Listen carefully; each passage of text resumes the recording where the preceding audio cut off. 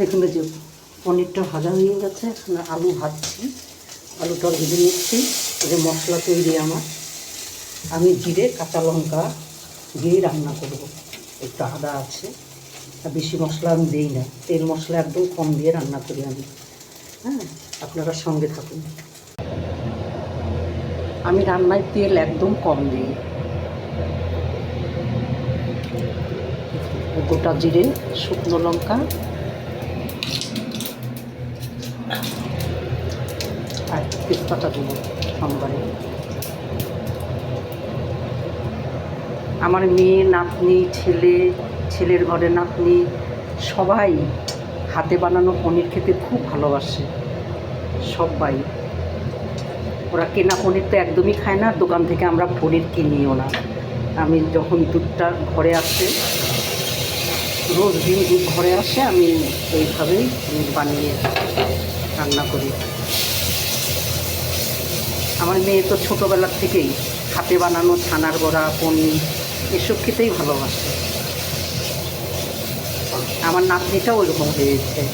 আমার ছেলের ঘরে এক মেয়ে, মেয়ের ঘরে এক মেয়ে, সবাই আমার হাতে বানানো পনির খেতে খুব খুশি হয়।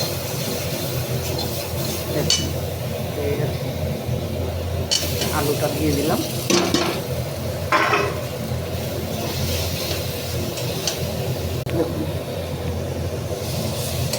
আলু মশলা ভাজা হয়ে গেছে। এখন আমি এর মধ্যে পনিরটাও দিয়ে দিব।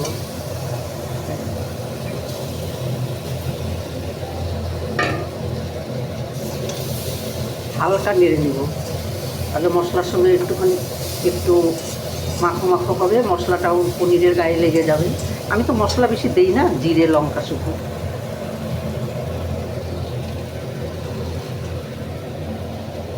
এখন আমি সবসময় গরম জল ইউজ করি তরকারিতে, গরম জল দিয়ে দেব।